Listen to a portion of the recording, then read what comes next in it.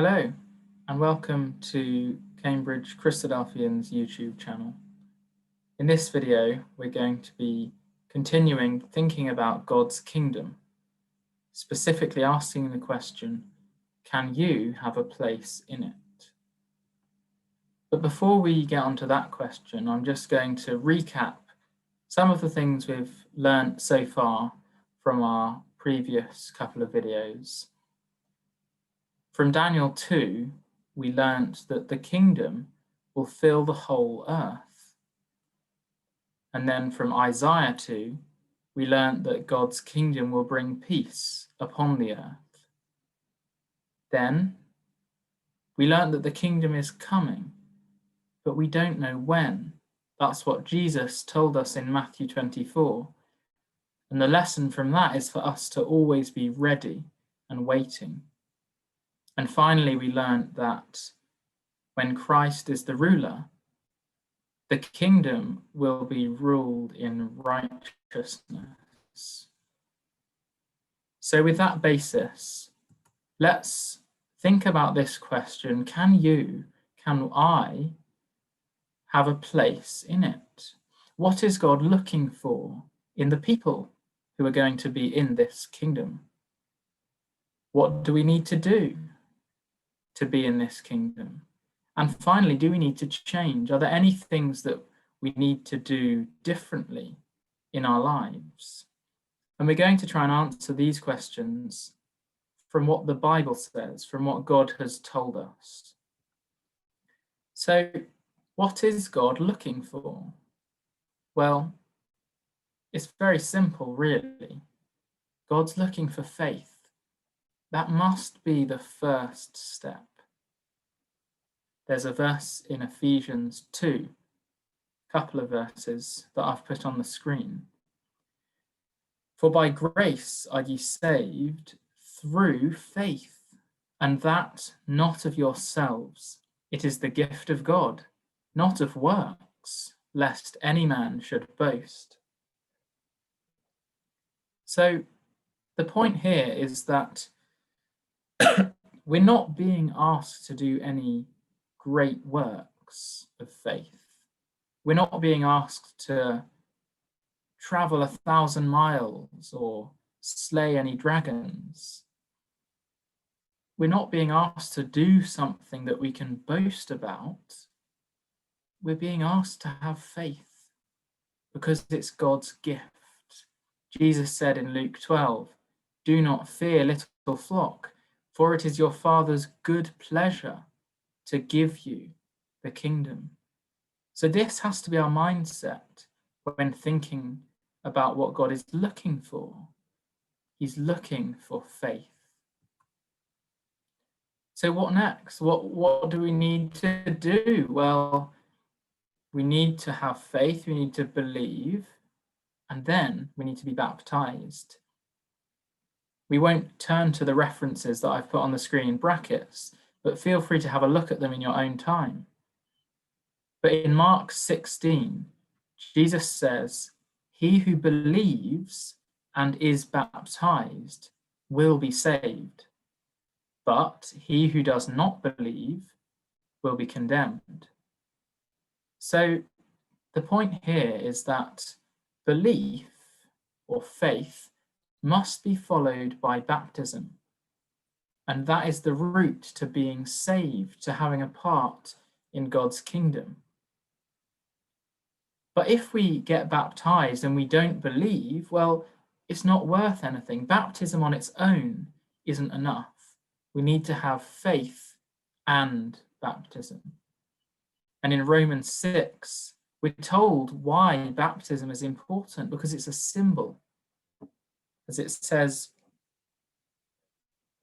on the screen, "Therefore we were buried with him through baptism into death, that just as Christ was raised from the dead by the glory of the Father, even so we also should walk in newness of life.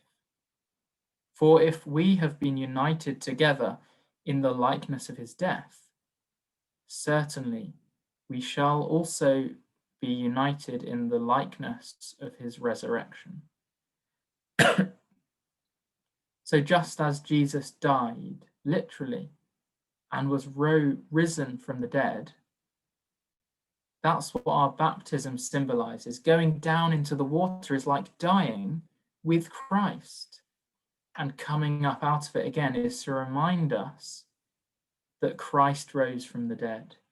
And so it then associates us with Christ's death, but also with his resurrection. And it gives us that hope of being raised to be in the kingdom. So that's all important, faith and baptism. But are there things we have to do? Do we need to change anything that we do? Well, Jeremiah 17 verse 9 is a good verse to have a look at, because it shows we all have to change. And I've put as a subheading, faith without works, because there's a verse in James 2 which says, faith by itself, if it does not have works, is dead. And that's how important having an active faith is. Faith on its own, well, unless it's affecting your life, it doesn't mean anything. And in Galatians 5, verses 19 to 23, there's some examples of bad things that we need to stop doing and good things that we need to try and keep doing as much as we can. It says, now the works of the flesh are evident, and then it lists a long list of things that we shouldn't be doing. And it says that those who practice such things will not inherit the kingdom. So if you want to be in the kingdom and you're doing the works of the flesh and you're not trying to change, then you're not going to be in the kingdom. But the fruit of the Spirit is love, joy, peace, long-suffering, kindness, goodness, faithfulness, gentleness, self-control. Against such is no law. And so the point is, our faith that we have and our baptism, which associates us with Christ, should mean that we want to walk in newness of life. We're trying to do different things now. We're trying to focus on being loving, on being joyful, showing peace to those around us, and all of the other attributes here. So this is the way in which we all, myself included, need to change. So let's just summarize. The kingdom is God's gift, and God is going to give it to those who believe in him. And if we believe in God, then God tells us we need to be baptized. That's the next step. And our faith should then grow, and it should be accompanied with actions, because otherwise it says it's dead, it's worthless. And so if we keep then on that path to God's kingdom, and we keep trying to demonstrate the fruit of the Spirit and try and move away from the works of the flesh, then we can have the hope of being in God's kingdom. And I want to finish now with a reminder of what that will be like, something to look forward to when times are hard, and particularly at the moment, the UK is going into another lockdown. This is one of my personal favourite references about God's kingdom. So I'm going to read to you now from Isaiah 35.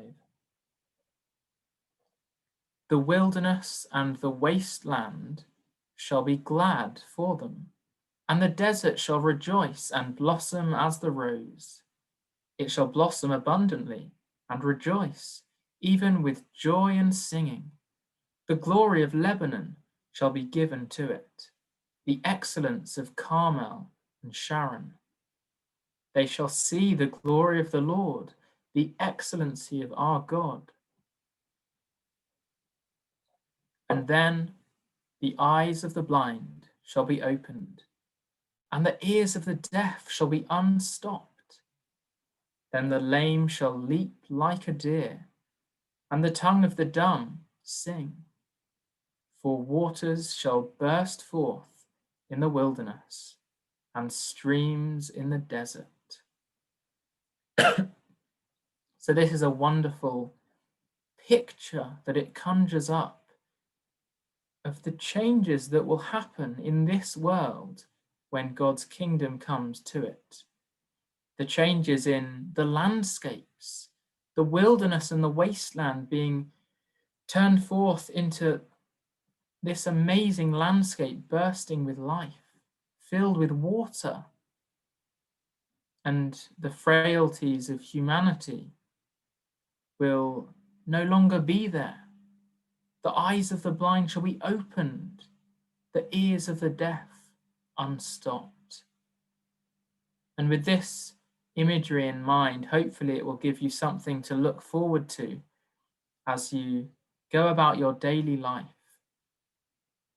And if you want to learn more about God's kingdom, then feel free to check out our other videos on YouTube. But most importantly, read the Bible for yourself. It's full of these wonderful pictures for you to see and to give you hope. Now, thank you for watching this video.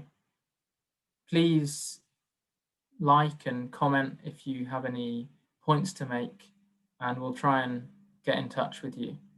And if you want to know more about Cambridge Christadelphians, you can check out our website, which should be in the description, and also have a look at our social media. So thank you for watching.